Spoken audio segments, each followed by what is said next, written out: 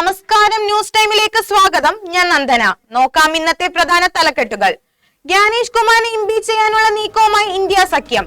ട്രംപിന്റെ കൊമ്പൊടിക്കാൻ പുതിയ നീക്കവുമായി മോദി. ആലുവയിൽ ബാലികയെ പീഡിപ്പിച്ച് കൊലപ്പെടുത്തിയ കേസിലെ വധശിക്ഷ ലഭിച്ച പ്രതിക്ക് ജയിലിൽ മർദ്ദനം. ഫിനിഷർ റെങ്കു സിംഗിനെ മാറ്റി ഗില്ലിനെ ടീമിൽ എടുക്കണമെന്ന് വാദിച്ച് ഗംഭീർ. വാർത്തകൾ വിശദമായി. കമ്മീഷണർ ഗ്യാനേഷ് കുമാറിനെ ഇംപീച്ച് ചെയ്യാനുള്ള നീക്കവുമായി ഇന്ത്യ സഖ്യമെന്ന് റിപ്പോർട്ട്. തിങ്കളാഴ്ച രാവിലെ ചേർന്ന പ്രതിപക്ഷ യോഗത്തിലാണ് തീരുമാനം. തിരഞ്ഞെടുപ്പ് കമ്മീഷണറെ ഇംപീച്ച് ചെയ്യാനുള്ള നടപടിയിലേക്ക് നീങ്ങാനാണ് ഇന്ത്യ സഖ്യം തീരുമാനിച്ചിട്ടുള്ളത്. ഇതിന്റെ പ്രാരംഭ ചർച്ച നടത്തി തുടർ നടപടി തേടി പ്രതിപക്ഷം പാർലമെന്റിൽ നോട്ടീസ് നൽകും. ആലുവയിൽ 5 വയസ്സുകാരിയെ പീഡിപ്പിച്ച് കൊലപ്പെടുത്തിയ പ്രതിക്ക് വിയ്യൂർ ജയിലിൽ മർദ്ദനം.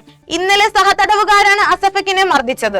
ഇന്ത്യൻ ഉൽപ്പന്നങ്ങൾക്ക് 25% തീരുവ പ്രഖ്യാപിച്ച US പ്രസിഡന്റ് ഡൊണാൾഡ് ട്രംപിന്റെ നീക്കത്തിന് മറുപടിയുമായി പ്രധാനമന്ത്രി നരേന്ദ്രമോദി. രാജ്യം സ്വദേശി മുന്നേറ്റത്തിന് തയ്യാറെടുക്കുമെന്നാണ് മോദി ആഹ്വാനം ചെയ്തത്. ലോക സമ്പദ് വ്യവസ്ഥ അനിശ്ചിതത്വത്തിന്റെ കാലഘട്ടത്തിലൂടെയാണ് കടന്നു പോകുന്നതെന്നും പ്രധാനമന്ത്രി കൂട്ടിച്ചേർത്തു. റഷ്യയിൽ നിന്നുള്ള എണ്ണ ഇറക്കുമതി കാരണം ഇന്ത്യൻ കയറ്റുമതിക്ക് തീരുവയും പിഴയും ചുമത്തുമെന്ന് ട്രംപ് പ്രഖ്യാപിച്ചിരുന്നു. ഏഷ്യ കപ്പ് 2020 ക്രിക്കറ്റ് ടൂർണമെന്റിന്റെ ഇന്ത്യൻ ടീമിനെ ഇന്ന് പ്രഖ്യാപിക്കാനിരിക്കെ ടെസ്റ്റ് ടീം ക്യാപ്റ്റൻ ശുഭ്മാൻ ഗില്ലിനെ ഒഴിവാക്കാൻ കഴിയാതെ സെലക്ടർമാർ.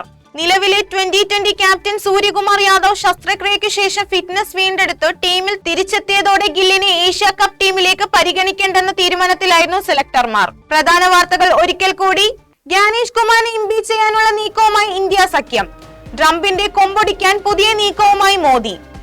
ആലുവയിൽ ബാലികയെ പീഡിപ്പിച്ച് കൊലപ്പെടുത്തിയ കേസിലെ വധശിക്ഷ ലഭിച്ച പ്രതിക്ക് ജയിലിൽ മർദ്ദനം. ഫിനിഷർ റെങ്കു സിംഗിനെ മാറ്റി ഗില്ലിനെ ടീമിൽ എടുക്കണമെന്ന് വാദിച്ച് ഗംഭീർ. ഇതോടുകൂടി വാർത്താ ബുള്ളറ്റിൻ പൂർണ്ണമാകുന്നു. നന്ദി, നമസ്കാരം.